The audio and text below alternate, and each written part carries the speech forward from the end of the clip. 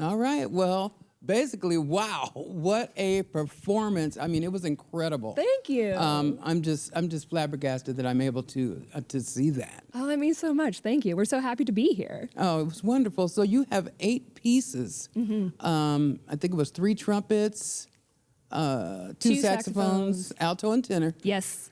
And They'll be very happy you made that distinction. Oh, yes, of course. I know how musicians are. Yeah. They're very particular about sure their are. instruments.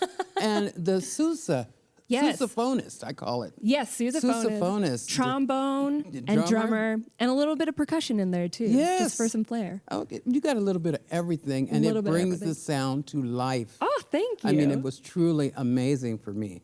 So who, or I guess to say, how did you bring all this together into this one-woman unique band, brass band? Brass Queens formed 6 years ago, March in 2019, and our founders are Alex Harris, who plays trumpet, and Ali Chappell, who plays alto saxophone. And they were in the New York music scene, and there was this emerging brass band subgenre kind of coming up, where it's bands in the style of like Rebirth Brass Band out of New Orleans and Soul Rebels, and they were seeing this emergence of this type of music, but it was all led by men. Yes. All male band leaders, mostly male musicians, and they kind of had this dissonance between knowing that there were so many incredible female musicians in the area, but not seeing them represented at shows or just in the genre at all. So they were like, okay, we're going to take matters into our own hands. Right. We're going to form this group ourselves because we know that this is where we can find something special. And so they got all of us together, and we've been building the queendom ever since. Building the queendom. I love it. Yeah. I love it. So I noticed that some of the band members also write some of the songs. Does everyone write, or just a few of you? Anyone can write a song and bring it to the band, and then we workshop it and we work it through, and we kind of figure out what sound it is going to make and how it's going to fit in, and if we want to save it for another album or another thing. And so it's totally free. If you have the inspiration, we're like, come bring it in, because you never know what the next thing is going to be. That could be it, or you just fine tune it and then that's it. Yeah. I mean, just hearing you on the radio was phenomenal. I was like, whoa, the Brass Queens. I had to stop and check it out and see who you were. I was playing The Moonshine. Yes, yeah. Yes, off of your latest CD, the Hot Tub Session Volume 1. Hot Tub Sessions Volume 1, yes. I love that. That's one of my favorite songs to play. It's so fun. Well, isn't that cool? It's a great one. It is. That was just, so Stephanie Young, our trombonist, wrote it, and she had this idea and brought it to us and was like, what do y'all think? And we're like, we love it. We love it. I'll love it. Yeah. I'm going to love it on there, okay? Yes, yeah. So tell me, now that you're on tour, and how long are you touring this time? So we're kind of doing a tour that's lasting about a year. Wow. So we started October last year. This is touring the new album. So we started out in the Midwest in October of last year, and we're basically just doing little chunks throughout the year, and we're going to be ending actually in the Midwest again in November. So a little over a year later. So we've been going kind of like long weekends or weeks at a time, and just finding great new pockets of people that are just enjoying the music, and we're just having so much fun doing it. That's the good news. I mean, if you're having fun, it's not considered work.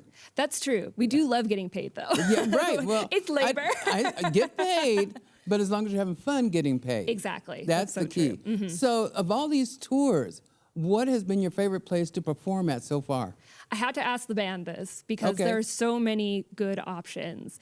And we thought one highlight in particular was when we were in a place called Danville, Kentucky. And we played at the Great American Brass Band Festival, which is, it's a festival that's just dedicated to celebrating brass bands in all their forms. Like everything from the New Orleans style brass bands to military brass bands to the kind of honk style street bands. It was such an honor to be able to perform to that audience because they are the lovers of that genre. It sounds exciting. Oh my goodness. Great. But then it's also very gratifying when we get to play at kind of more traditional jazz establishments because we're a subgenre of jazz that people don't normally think of. You know, we're not a 3-piece combo. Right. We're, a big loud band that can do a second line around a neighborhood. So when we got invited to the Greenville Jazz Fest in South Carolina, we did that earlier this year. It was so much fun. And I don't think we'd asked people there, we were talking to them after the show and they said, did you expect anything like this? And they're like, no, but it was great. Like, I've never seen anything like this before. And that's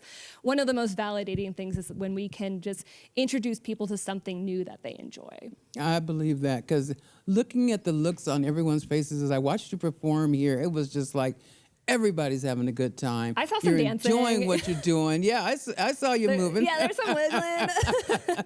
And there's nothing wrong with that. Not at all. We encourage it. The music will make you move. If you can sit still and listen to something like that, I'm sorry, I don't understand. I don't think we're doing our job if you're not moving just if you're not moving right. If you're not having at least one toe tapping, then that's on us. Okay, you got to have that toe tapping. Now, if you could perform with any artist in the world, who would that be?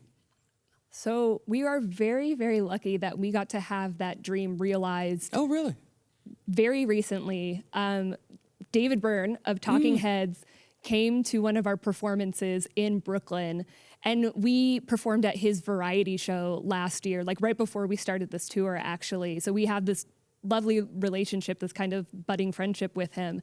And he came to the show, and we said, like, would you be willing to come on and sing This Must Be the Place with us, which is one of our favorite songs? And he said, yeah, in that kind of David Byrne way. And so we were just at this small Brooklyn club, and it was a once in a lifetime moment. And so we are so grateful we got to play with him, because he's been such a formative musician for a lot of us coming up. And I don't know, if we got to play with him again, it'd be even better. Let's do a whole album this time. Yeah, right. Burnin' Brass Queens, right? Yeah, I like the sound of that. Right, good. That's got a good ring to it. Say it one more time. Burnin' Brass Queens. Burnin' Brass Queens. I like it. Oh, I like it in your voice.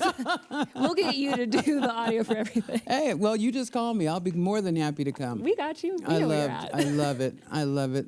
Well, Stephanie, I thank you so much for this few moments. Thank you. It was truly a joy to get to chat with you. It's same here. We love coming to radio stations. We think it's one of the most important things to keep public radio on the air. So thank you for having us. You are so welcome. My pleasure. Have a good one.